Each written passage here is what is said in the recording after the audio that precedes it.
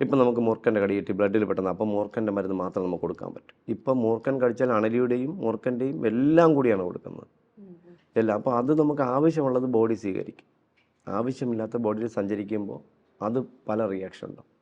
അപ്പോൾ അത് നമ്മളിപ്പോൾ മാറ്റിയെടുക്കുക. അപ്പോൾ നമുക്ക് ഇനിയിപ്പോൾ നമ്മളെ ആരോഗ്യവകുപ്പ് മന്ത്രിക്ക് പറയാൻ പറ്റുക മരണമുണ്ടാവാൻ സാധ്യത കുറവാണ് പാമ്പ് കടിയേറ്റ്. അപ്പം നമുക്ക് സെക്കൻഡ് ഈ കിറ്റ് ഡെവലപ്പ് ചെയ്ത് എല്ലായിടത്തും എത്തിക്കഴിഞ്ഞാൽ നമുക്ക് പെട്ടെന്ന് ട്രീറ്റ്മെൻറ്റ് സ്റ്റാർട്ട് ചെയ്യാൻ പറ്റും.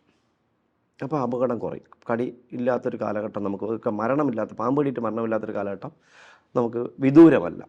ഒന്ന്. രണ്ടാമത്തത് ഇപ്പം ഒരുപാട് മരണങ്ങൾ പാമ്പടിയിട്ട് മരണങ്ങളുടെ സാഹചര്യത്തിൽ ഞാനിവിടെ പങ്കെടുത്ത ഒരാളാണ്. അപ്പോൾ കടി കിട്ടി ട്രീറ്റ്മെൻറ്റ് കഴിഞ്ഞ് വീട്ടിലേക്ക് പോകാൻ പോകുന്ന ആൾ മരണപ്പെടും. ഈ 110 വർഷം പഴക്കമുള്ള മരുന്ന് ഇപ്പം നമ്മളൊരു പാൽപ്പൊടി വാങ്ങിയാൽ അതിൻ്റെ കാലാവധിയുണ്ട്, മുറിവിലിടുന്നൊരു പൊടി വാങ്ങിയാലും കാലാവധിയുണ്ട്, ഒരു ജ്യൂസ് നമ്മൾ കടയിൽ വിൽക്കണമെങ്കിലും കാലാവധിയുണ്ട്.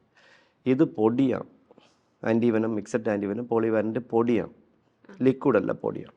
ലിക്വിഡാണെങ്കിലും പൊടിയാണെങ്കിലും ഇതിന് 2 വർഷമാണ് ഇതിൻ്റെ കാലാവധി.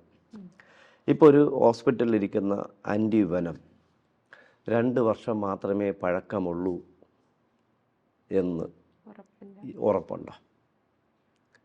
ഈ കാലാവധി കഴിയുന്ന സാധനം കൊടുക്കുന്നത് കൊണ്ട് ഡെത്തിന് സാധ്യത കൂടുതലല്ലേ?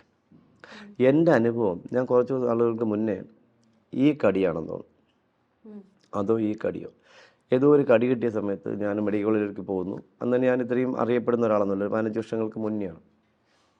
അപ്പോൾ ട്രീറ്റ്മെൻറ്റ് എടുക്കാൻ ഒരു ലേഡിയാണെന്ന്, PG ആണ്, മെയിൻ ഡോക്ടേഴ്സ് ഇല്ല. അപ്പോൾ അന്നൊരു ഹോസ്പിറ്റലിൽ കൊണ്ടുപോകുന്നത് തന്നെ PGയും ഹൗസ് സർജന്മാരും ഒക്കെ തന്നെയാണ് ഉണ്ട്, മെയിൻ ഡോക്ടർമാരെല്ലാം കൊണ്ടുപോകുന്നത്. അപ്പോൾ ഞാൻ ചെല്ലുന്നു, എനിക്ക് മൂർഖൻ്റെ കടി കിട്ടി ചെല്ലുന്നു, സീരിയസ് ആവുന്നു. അപ്പോൾ സീരിയസ് ആവുന്ന സമയത്ത് ഈ ഡോക്ടർ ബ്ലഡ് എടുക്കാൻ ശ്രമിക്കുന്നു. അപ്പോൾ എനിക്ക് ശ്വാസം മുട്ടലെടുത്ത് എനിക്ക് ശ്വാസം എടുക്കാൻ പറ്റുന്നില്ല. അപ്പോൾ എന്നെ ആദ്യം ചെയ്യേണ്ടത് ബ്ലഡ് എടുക്കലല്ല, എന്നെ ഇൻറ്റ്യൂബേറ്റ് ചെയ്യണം, വെൻറ്റിലേറ്ററിലാക്കണം. പക്ഷേ ഈ പുള്ളിക്കാരത്തി ബ്ലഡ് എടുക്കാൻ ശ്രമിക്കുന്നത്, ഞാൻ ചുമച്ചിങ്ങനെ ശ്വാസം എടുക്കാൻ പറ്റാതെ കൈയും കാലൊക്കെ അനങ്ങിക്കൊണ്ടിരിക്കുമ്പോൾ എൻ്റെ ബ്ലഡ് എടുക്കാൻ ശ്രമിച്ചുകൊണ്ടിരിക്കുക. ഡോക്ടറാണ്. അപ്പോൾ പെട്ടെന്ന് തൊട്ടടുത്തൂടെ ഇടചാടിക്കൂടെ, ആ 2ാം ആണ്ട് ഇടചാടിക്കൂടെ പോയി ഡോക്ടർ, അന്ന് ഇത്രയും അടച്ചുറപ്പൊന്നുമില്ല. അപ്പോൾ ഒരു ഡോക്ടർ മനോജ് എന്നാണ് പുള്ളി ഒരു യൂണിറ്റിൻ്റെ ഹൗസ് സർജനോ മറ്റാണ്. പുള്ളി ചുമതലയുള്ള ആളുമല്ല, പഠിച്ച് കഴിഞ്ഞ് ഇറങ്ങിയുള്ളൂ. പുള്ളി എന്നെ കണ്ടുകൊണ്ട് ഓടി വന്നു. അപ്പോൾ ആരാ പറഞ്ഞ് പാമ്പടിയാണ്, സുരേഷാണെന്ന് പറഞ്ഞു. അങ്ങനെ പെട്ടെന്ന് ഓടി വന്ന് എന്നെ എൻ്റെ നെഞ്ചിൽ മുട്ട് വെച്ചിരുന്നിട്ട് പെട്ടെന്ന് കൊരട് വെച്ച് വായി തുറന്ന് എന്നെ ഇൻറ്റിബേറ്റ് ചെയ്തു. അത് ഇൻറ്റിബേറ്റ് ചെയ്തത് ആമ്പ്, കൃത്രിമ ശ്വാസം തരുന്ന ആമ്പിൻ്റെ തലപ്പിറക്കി വെച്ച് എനിക്ക് പെട്ടെന്ന് കൃത്രിമ ശ്വാസം തന്നു. അതുകൊണ്ട് ഞാനിന്നിവിടെ ഇരിക്കുന്നു.